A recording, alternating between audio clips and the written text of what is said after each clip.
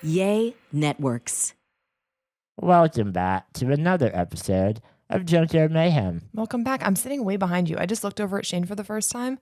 I can barely see the front of your face. It is a life philosophy of mine to always be as close to the action, in this case, the camera, as possible. Placing yourself in front of the other person is a sign of dominance. I established dominance by always being about 3 inches ahead. You're like 10 inches ahead. I'm afraid I'm out of focus in our camera. You want to slide up a little bit? Maybe.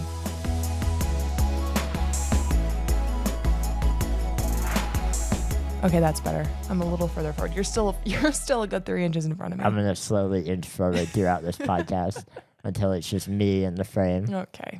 Hannah, you've had a bit of a Junkyard Mayhem morning. I did. Your day got started off with some mayhem. I've been thinking about it ever since. It was so embarrassing. I feel like this is one of those things that you're going to remember in like 3 years and be like, oh, that was embarrassing. Definitely. So I think we should share that story with them if you're comfortable. Oh, I am. This is going to be a fun episode, though. We're talking all about my strength, or a lack thereof. We have made some discoveries about my strength in terms of whether or not I'm losing function and strength over the years. Yeah. So we're going to talk all about my strength journey. Oh, boy. And the treatments that I'm on, that I've been on, and how they've affected me, how they are going today. Mm-hmm. By the end of it, you will know more about my musculature than maybe you ever wanted. Oh, nice. And then at the end, we have a really big update.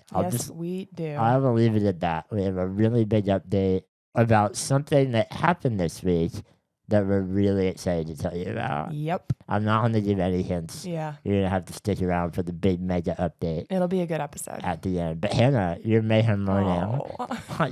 Tell them. For a moment, I had forgotten. Okay, so this morning, this is embarrassing. Like, I have to give so many details now that I'm thinking about that I don't really want to give. I let Chloe outside to go to the bathroom. Immediately after waking up. Yeah, like Shane was in bed. I walked out of the bedroom. I turned the coffee pot on.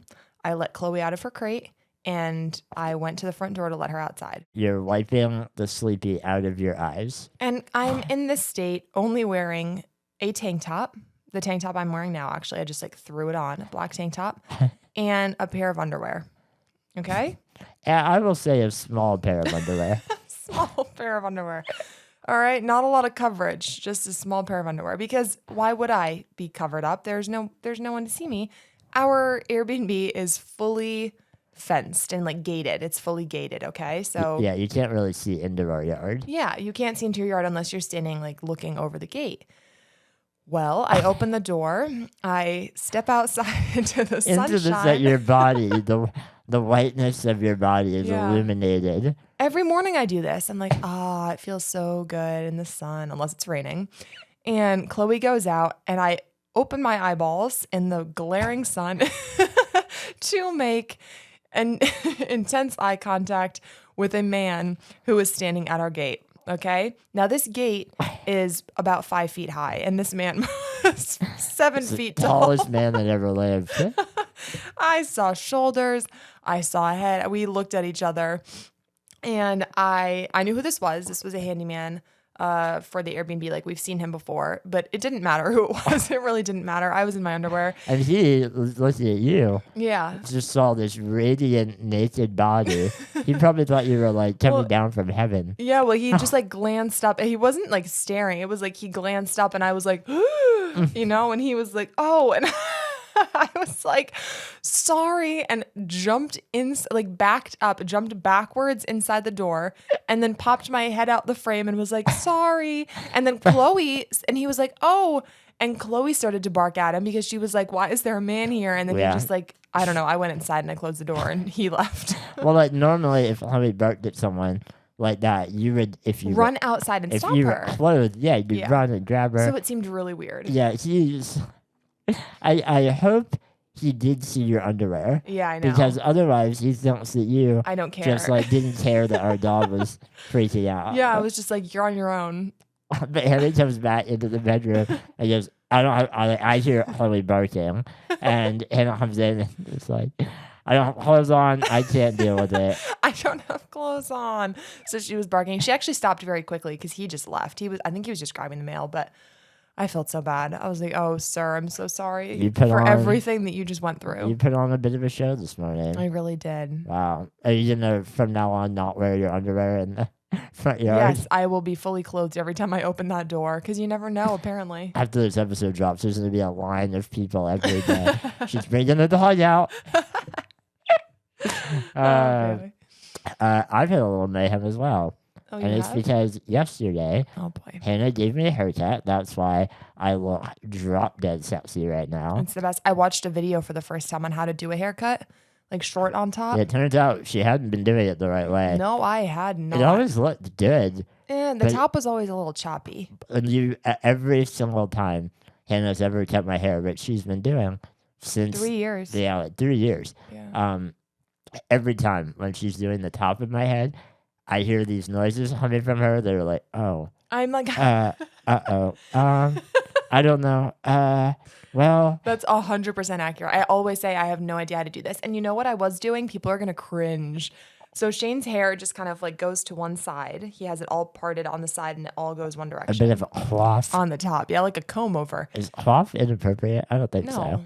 No, Shane. Sounds almost inappropriate. It's not inappropriate. And I would just take the scissors, not touch the hair, and I would kind of like cut. I would kind of cut at I'm sorry, I'm dying. I would cut at the hair to try to shorten it, but it would always look, because if you just cut the hair, it just looks choppy. Pretty jagged. Just different layers. Yeah. And so I was like, this cannot be right. So I finally watched a video 3 years in, like, poor Shane. I finally watched a video and you're supposed to lift the hair with your fingers, which I've seen hair people do, like hairstylists do, but I didn't know what to do. So I lifted it and I was trimming it. I followed the video and it's incredible. Yeah. I mean, I think that looked better than I ever had before. Not to toot my own horn. Well, I'm tooting your horn. You did a marvelous job. That's not what this is about, though. Oh, yeah. Sorry. While she's doing my hair, she is spotting and pointing out multiple gray hairs. Yeah, there were like 4 gray hairs. Like more than one. Yeah. That's I'm going gray. You're going gray. You can say you're going gray when there's more than 1 or 2. Yeah. There were like 5, I think. Yep. At least. And that was just on this one side. There were 5. I can still see them a little bit. You don't need to keep pointing them out. Do you want me to dye my hair? No. If I become more gray. No, I think gray's cute. Well, a 31-year-old with only gray hair. Yeah. You think I would leave it? Yes. Your hair grows so fast, we are not dyeing it. If you want to dye it, I'll help you dye it, but I would never vote for that.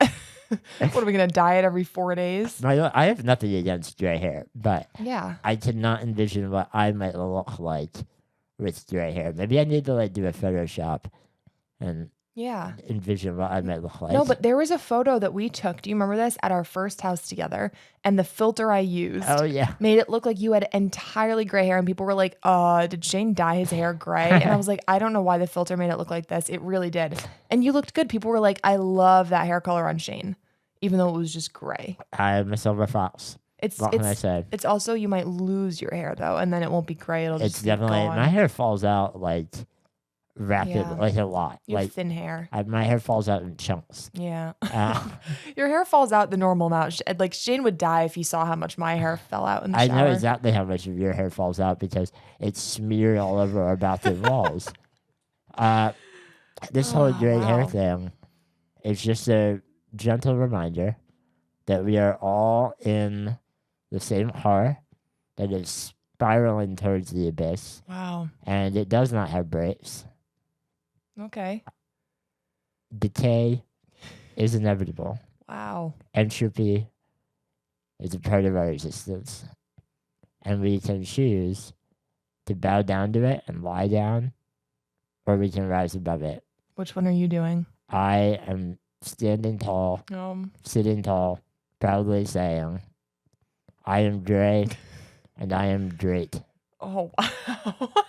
I'm glad that all came to me right then and there. It wasn't that good though. It wasn't that good. Write that down for my next memoir, please.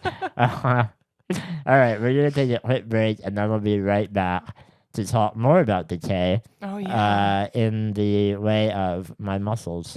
This is fun. All right, we are back, and we're going to talk about Shane's strength. This was prompted by something, Shane. It was. We were watching our old YouTube videos. Mm-hmm. I don't remember why. It doesn't matter. I don't remember why either, but it was one specific video. We wanted, I don't know what we were doing. I can't remember. Matter. We were cringing Yeah. at our old videos, making was fun of awful. ourselves. If you ever want to, like, have a good laugh, go back and watch our early videos. Mm-hmm. We were different people. But these weren't even early. Like, we were watching one from our first house. And so we had been doing this for 2 years. And like it a was year ago. the first videos I don't find as cringy as like the middle videos. I don't know why. You know, maybe in the first ones it's like, oh, that's so sweet. But 2 years in, it's like, what are you doing? I know. But anyway, yeah. So this was like a few years ago. Yeah. And something that really stood out to us, other than our, just weirdness, was that my speech Yeah. was much weaker sounding. Mm-hmm. Like, you could hear how tired my jaw and my tongue were because it was affecting the way I spoke. And you could kind of see it too. We were like, oh my God, you can see, like, your lips aren't moving that much in the video. And, like, I don't have any memory of in that moment back then being like, wow, like, I can really feel how tired my mouth is. Yeah. So it was unnoticeable to me. But looking back now, I'm like, whoa, my mouth is significantly stronger today. So it must have just been that was your baseline. And it was during the time that you were doing the Spinraza injections. Yes. And we talked about that because my memory is that the injections were really good for Shane. You know, he gained a lot of ability back in the first year of being on the injections, mostly in his mouth, like chewing and swallowing. Yeah, so just if you're unfamiliar, Spinraza was the first ever approved treatment for SMA. Yeah. And it was a spinal injection that I would receive every 4 months. Yeah. And we had no idea how this would affect my strength. Prior to it becoming a reality, I was losing the ability to hold my head up all day. Like, by the end of the day, I would text Hannah and be like, well, my head's tipped over. I can't really. Yeah. Do you remember, like, can you maybe give your memory of my physical abilities in a few areas before treatment? Yeah. I And feel then like I we'll talk remember about this better treatment. than you. I know, that's why I'm asking you. Yeah. Because I genuinely don't remember it that This well. is all just from what I've told you. I've been like, do you remember when you used to text me? Yeah. I mean, in the first year of our dating, Spinraza was not a thing. It was for 1.5 years we dated before Shane got his actual first injection. Let's do pre-treatment and post-treatment. Yeah, so pre-treatment, in that year, I feel like your strength went down quite significantly. I remember that as well. Which was probably good timing for the treatment because you gained all those things back because the muscles probably hadn't like atrophied too much yet. Yeah. Or the nerves hadn't died or whatever. But that all kind of came back. But it was basically, like Shane said, he couldn't hold his head up at the end of the day. And it would be kind of like, what time of the day is he going to make it to? It would be like the text that you'd send me. Yeah, I'd be like, oh, I'm still feeling good at 5. Yeah, like that would be a good day. And then otherwise you'd be like, my head is already tipped over at 5. And like, that's annoying because now I have to sit here for, 6 more hours with my head tipped over. Yeah. What else was like, I remember my chew. That's the other main thing was the chewing. And I think the coughing, because you did get really sick that year. Like the story we told with Shane's dad, that was that year. And your coughing wasn't good. Like you were really sick for a while because I don't know, a weakling cough. Like, yeah. Yeah. And it's still a weakling cough, but now no, it isn't. it's way stronger than it was. Like Shane hasn't been sick like that because he can just cough. And then my chew. The chew was the big one. So we went on a trip that in 2017, it was before treatment. And I have no idea. We were in Florida, I believe, at the time, but we went to like this seafood shack and we were really excited. And Shane ordered crab cakes. Yeah, Shane loves crab Soft, cakes. plumpy, delicious crab cakes. And they were really soft. They were like shredded, really fine. Sometimes there's like lumpy crab cakes, which that's a no-go for Shane, but they were regular soft. I like the fake crab meat. Yeah. Make it as fake and filler-filled Yep. as possible. Anyway. And these were that. They were super soft, but Shane could not eat them. Like he took one bite, had to spit it out, could not eat these crab cakes, and like literally couldn't eat dinner that night. It was horrible. Yeah, I was just having a weaker day. Yep. My chew, like, I physically could not close my mouth hard enough Yeah. for my teeth to bite the food, Yeah. let alone swallow. Like, And it was just mush. Like it wasn't a hard food. right. So that was, I still remember that because it was so horrible. So that was kind of my physical state pre-treatment. Yeah. And then I fought insurance for a year. It was 8 months. 8 months. That's horrible. Like Ridiculous. for 8 months, we had this treatment that was approved and people were getting it and insurance kept denying it. I don't remember now. Like I'm sure we've said at some point how many times it was denied. Yeah. It was a couple times. And it took 8 months to finally get that injection. And in those 8 months, you were like losing ability. So exactly. we were like, it was really frustrating. yeah, if this injection had happened 8 months earlier, that's all we kept thinking 8 about. more months of function that Yep. I may have maintained better. Yeah. But just so you understand, the treatment Spinraza is basically like fake DNA. This is not going to be the medically accurate description, but it'll suffice. I think I know what it does. Do you want me to try? Go for it, neurologist Hannah. No, because I've just seen it explained, like at people trying to explain it easily. So basically, our bodies have SMN1 protein and SMN2 protein, and the SMN2 is a backup for SMN1. So like, I would produce my SMN whatever out of my one. Okay? And SMN1, correct me if I'm wrong, Yeah. is the thing in your body that builds and maintains muscle. Correct? I think so, but also it's your nerves that are atrophying, not your muscle. Well, yeah, it's yeah. like your nerves die, and then And because of that motor you nerves. can't. Yeah, your motor neurons Yeah. like die, and then because of that you just can't use the muscle. It's there, and then it atrophies because you're not using Right, it. right. So I'm not honestly sure what SMN1 does. I should just Google it because Funny.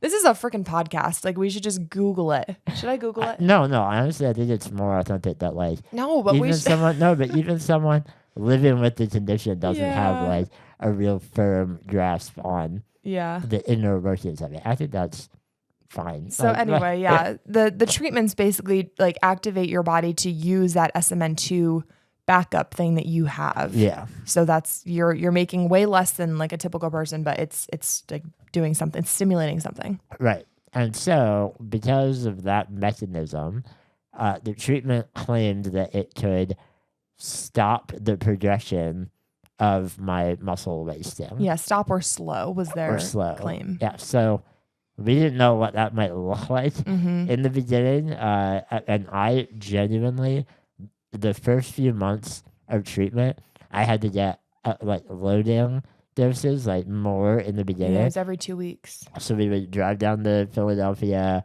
And I would fly in. You would Let's not fly I in. did not miss an injection ever. I know. We were long distance, and I did not miss an injection every 2 weeks. You'd fly in for like one night Uh-huh. to drive to Temple University, where I would get my injections. Oh my God. And correct me if I'm wrong again, I don't remember in the beginning noticing any real difference. Yep. And that is true. I don't think you ever noticed anything. And then like 6 months later, we noticed that you were taking way bigger bites of food. And we were like, whoa, you haven't, like, I've never seen you be able to eat this much. And we Right. were like, wow, I guess maybe it's working. It was never like a moment where you were like, I feel strong. Oh my God. Yeah, Yeah. it was, I think because of the very gradual nature of my muscle decay over time, Mm-hmm. it's never very obvious when I'm weaker or stronger. It feels like, noticing that my head's still up at 7 p.m. Yeah. Versus 5. So it's really a kind of looking backward Yep. type of thing where we're like, whoa, you just ate that entire crab cake Yeah. and didn't get tired. Yep. You couldn't do that 2 years ago. Exactly. And then with the Spinraza injections being every 4 months, there were high periods and low periods. And we did notice that because you'd be able to eat that crab cake for the first 3 weeks after the dose. And then it would become kind of like middle for a bit. And then the last month was like you were pre-treatment basically. And that roller coaster ended up becoming something that we like kind of planned our life around a little bit. Like we knew that right after the injection, I would be strong as an ox. A very, very sick ox. And so we would like plan more activities during that time because we knew I'd be more comfortable doing them. Yeah, like a speaking engagement, we would never put it right before an injection because we would know that you wouldn't be able to do it then. And also my like emotional state was kind of tied to it. Like right before every injection, when I was at my weakest, I was annoyed. Like I was frustrated because it was kind of like this lifelong muscle loss that I've been dealing with, but shrunk down to happen in a 3 or 4 month period. Yeah, over and over, forever. Over and over, yeah. You know, thinking that that's forever. And you hated the injection so much. Oh, they were brutal. Yeah, seriously, for a month before the injections, Shane would be in a horrible mood. A state of like very anxious and like and he would be like, I'm not doing it, I can't do it. Like they were awful. If you don't know about this, they went in under Shane's ear on the side, through his neck into his spine from the side. It was perilous. And it would like give him nerve pain. His thumb went numb for like 6 months at one point. It was awful. And so I think the dreading of the shots was the worst part by far. Like it affected my mood too, just because like those months leading up, it was awful again and again. As I had more and more injections, they had to go in the same spot. There was a very small window where they could access my spinal cord through my neck. So they had to go in the same spot every time. And I began to build up scar tissue around my spinal cord. So like, this sounds horrible, but the needle would go in my neck and then hit like a wall that was the scar tissue that would require actual like physical exertion by the radiologist to get the needle through that point. And that all going on like at millimeters from my brain inside me felt otherworldly. And I had to be awake. So terrifying to say the least. Horrible. So, moving on. Thankfully, it didn't last forever. You did those injections for 2 years. I think you did like 11 or 12 of them. And then the next treatment for SMA came out that was a daily oral treatment. And that's Evrysdi. That's what Shane is on now. So he switched to that 2-3 years ago now. Time is an enigma. It was like May of some year, and I don't even know if it was 2 or 3 years ago. I believe it was 3 years ago, which is unbelievable. I feel like it was last year. So that was, we were so excited to not have to do the spinal injections anymore. So I've been doing a daily oral treatment ever since then. Or almost daily. Almost daily. Case. I forget every now and again. But I would say that I've plateaued in the good way. Like I've stabilized. There is no longer the up and down of injection to injection where I'm really strong and then really weak. Now I've kind of just mellowed out into an even baseline of strength. And it's one that, compared to 5 years ago, is much, much stronger and more functional, I would say. Except in one way. What is that one way? So what Shane is talking Don't about is tell them about that. No. We saw that video and we were like, wow, your jaw is so much stronger now. We didn't even realize. And that is just how it is. Like it stays like that always. I should do a whole speaking engagement with no worry about my jaw. Which is unbelievable. That was not true 5 years ago. The one thing that is different, I remember when you first began Evrysdi, you lost a lot of strength in your arms. Oh, true. And we were like, that's why you started trying to lose weight, because you were like, have I just gained weight and I can't lift my arms? Like, and that never came back. Your arms are still way weaker than they were 3 years ago. That is true. But everything else is stronger. And like Yeah. it's a worthy trade-off. And now you've stabilized. But it's just so weird how 2 different treatments can affect like different parts of your body It's so, differently. I would love to be able to understand the science and the Yeah. inner workings of it, but I feel like I would need years in school to do that. Yeah.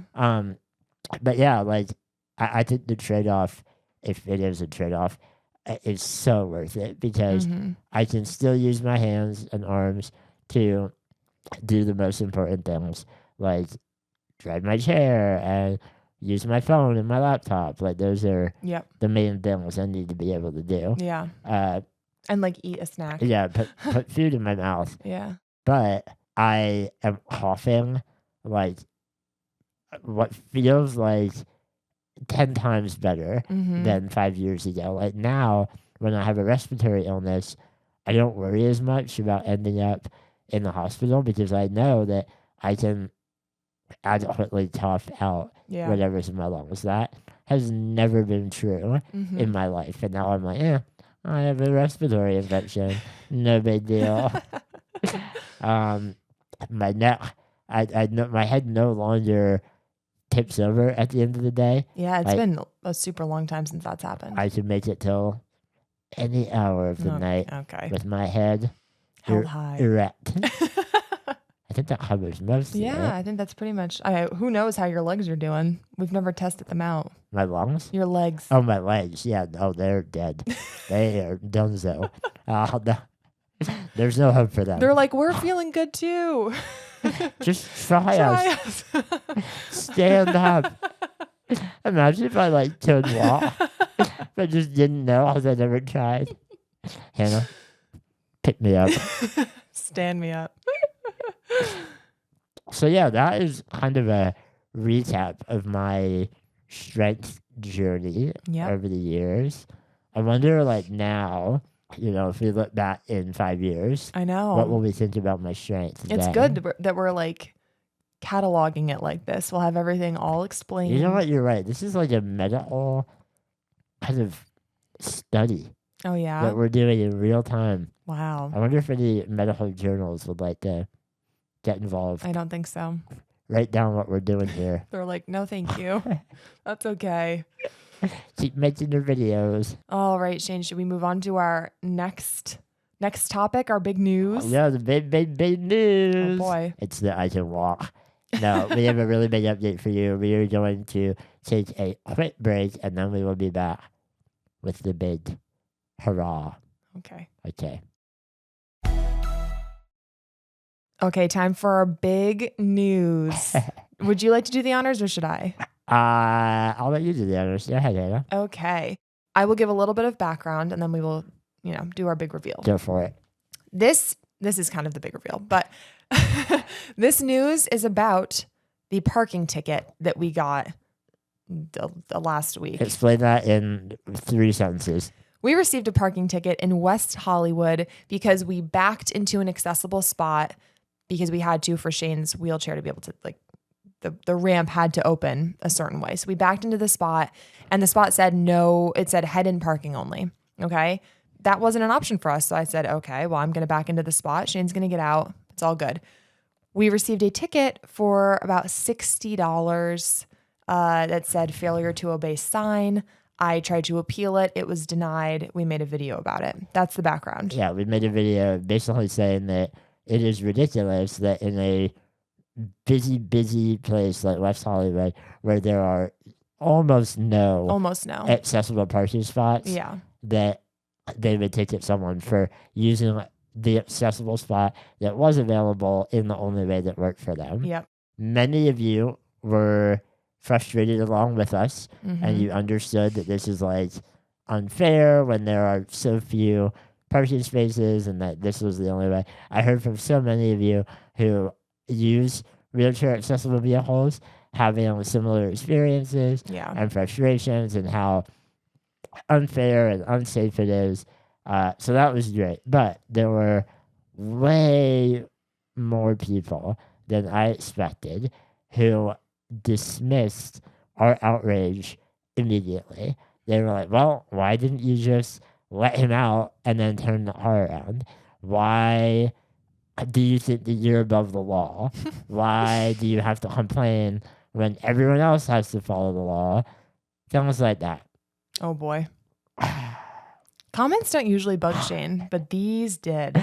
These did, because they all assumed that it never occurred to you and I that there may have been other ways to get me out of the vehicle. Mm-hmm. Obviously. However, this parking lot was extremely tiny. Have you ever been to West Hollywood? I highly doubt anyone that left those comments has been to West Hollywood. It was tiny. It was extremely busy. Yes. People were enraged trying to get into this lot and out of this lot. And the accessible spots were right by the entrance. If we had backed up a foot, we would have blocked the entrance to the parking lot, and I would have had to let Shane out into the street where there are thousands of cars whizzing by and then honking trying to get past us. Yep. So I don't know if you've ever blocked traffic in a place like West Hollywood for any significant amount of time, because it takes probably 3 or 4 minutes, 5 minutes to get me unhooked and out of the van, open the ramp, close the ramp. It's a bit of a process. And then to turn the car around, I don't even know how we would have done that. We would have blocked so many people who would have been so annoyed, let alone the safety issue. Like, yeah, I am a competent adult that can, like, not put myself in danger. But what if it's a child that you're letting out? They can't then safely not get hit by a car. Yeah. And also, what if you were the one driving? Right. So many people that use wheelchairs drive their own cars, but still need to be able to get out of the vehicle. So, like, that's not an option for someone to drop them off if they are driving. Like, it never occurred to any of these people that we care about this for more than our own specific situation. We should give less or that age. Other people exist. Yeah. The ticket meant nothing to us. Yeah. Like, who cares?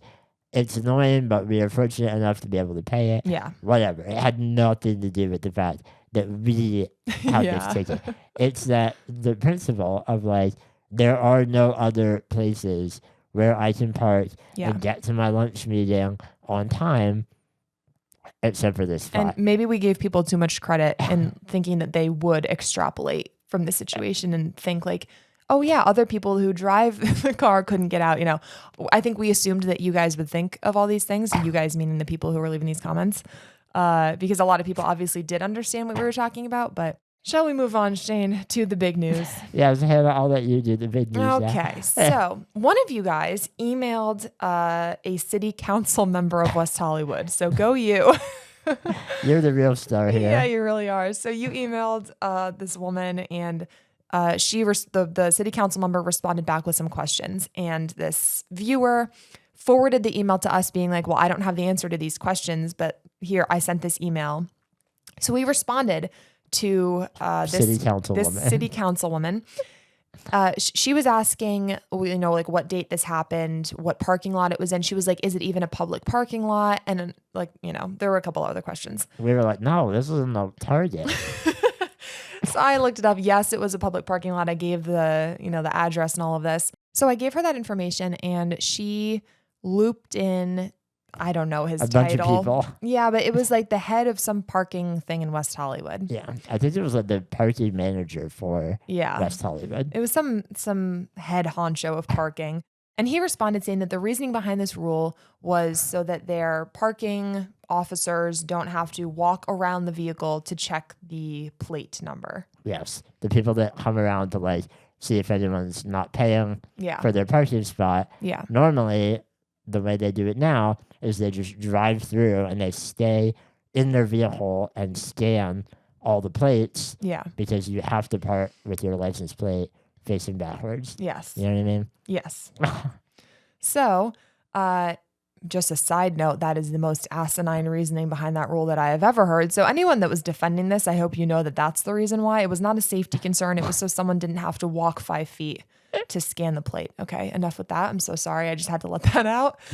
So that was the reasoning behind the rule. And they said that they didn't realize that this would cause inconveniences. They said that we now realize, like, because of our video, that it had unintended repercussions. Yes, which is absolutely correct. Yep.